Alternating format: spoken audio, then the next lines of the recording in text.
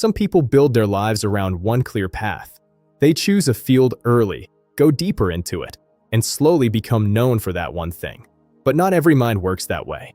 Some people are pulled toward many different subjects: economics, philosophy, biology, design, and after a while, they start wondering something uncomfortable. If everyone else can choose one direction, why can't I? The experience usually begins in adolescence or early adulthood, when the world starts expecting you to narrow down. Pick a subject, choose a career, commit to a lane. For some people, this feels completely natural. For others, it feels like being asked to stop using half your brain. They try to specialize.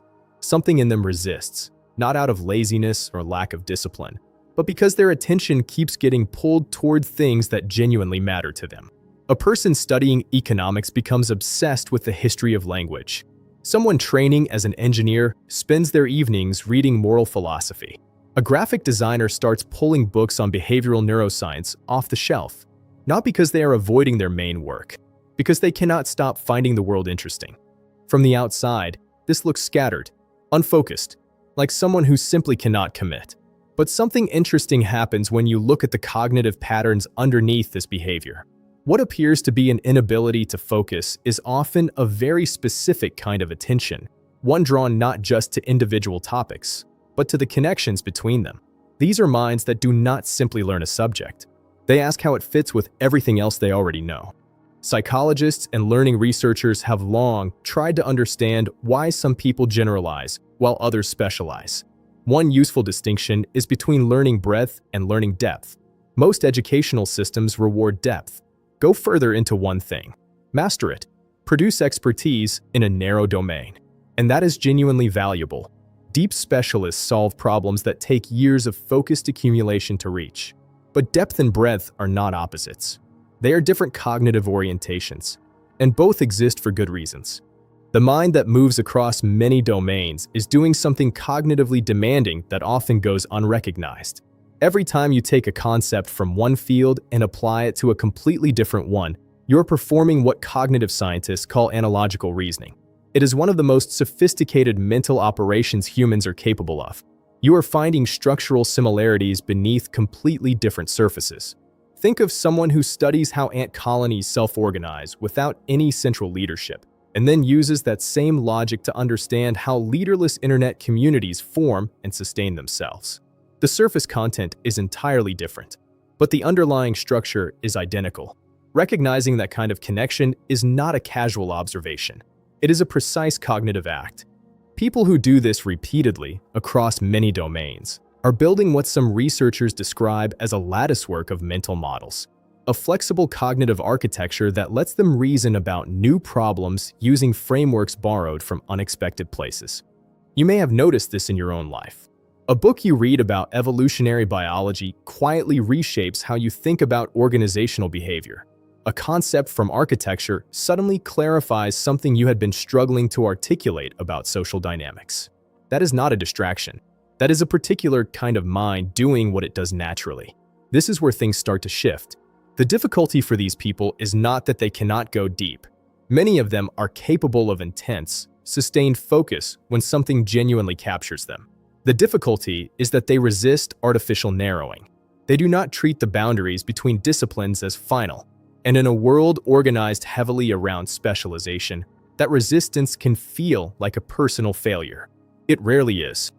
There is a concept that researcher Emily Wapnick developed, the idea that some people are, by cognitive temperament, built to move across domains rather than stay fixed in one. She called them multipotentialites. The label is less important than what it describes. These are individuals whose intellectual energy does not deplete when they shift from one interest to another. It regenerates. The new subject is not a distraction from the real work. It is part of how their mind stays engaged and operational. But here is what makes this psychologically complicated. Having many genuine interests does not automatically produce a clear sense of identity. It often produces the opposite. When your curiosity is this broad, you can spend years genuinely uncertain about who you are. A specialist has an identity anchored to their field. Ask them what they do, and there is a clean answer. Ask someone with 10 serious interests the same question, and you get a pause.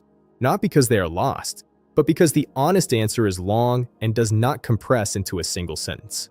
This mismatch between internal complexity and external legibility creates a persistent, low-level discomfort. And that discomfort is often misread, even by the person experiencing it, as confusion about direction, when it is usually something else entirely. The friction of having a nonlinear mind in a system built for linear paths. If this sounds familiar, it is worth pausing on that distinction. Confusion about direction and confusion about identity are not the same thing. One is a practical question. The other is a much deeper experience, and it deserves a more accurate explanation. Identity formation, in classical psychological theory, involves constructing a coherent narrative about who you are. But that narrative does not have to be built around a single theme. Research on personality consistently shows that people who score high on what psychologists call openness to experience, characterized by intellectual curiosity, imagination, and sensitivity to new ideas, tend to have wider, more interconnected interest profiles. They are no less organized internally. They are organized differently. Their identity is built around a way of engaging with the world rather than a fixed position within it. And this is where the pattern becomes clearer. What looks like a problem of too many interests is frequently a problem of misidentified identity structure. The person is not scattered. They are coherent in a way that does not fit the standard template. Their connecting thread is not a subject area. It is a cognitive style, a recurring way of asking questions, a tendency to search for underlying patterns, a pull towards synthesis rather than isolation. Once that thread is recognized for what it is, having many interests stops feeling like fragmentation. It starts feeling like consistency, expressed differently. At first glance, this can look like a problem. But consider someone who moves from studying classical music theory to urban architecture to evolutionary biology over the course of a few years. On the surface, that looks like an inability to commit. Look more carefully, though, and those three subjects share something fundamental. They all involve the emergence of complex order from simple, repeating rules. That person is not changing who they are with every new subject. They are expressing the same cognitive orientation in different territories. The landscape changes. The way of moving through it stays the same. None of this means that having many interests comes without real difficulties. Depth takes time, and time is finite. Shifting between domains carries cognitive costs.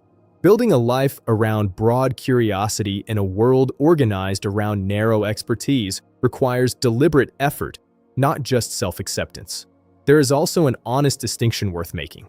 Genuine multi-domain curiosity is not the same as using new interests to escape the discomfort of mastering one thing. Some people cycle through subjects because starting something new feels easier than struggling through the difficult middle of something old. That is a different psychological pattern, but that is a separate story.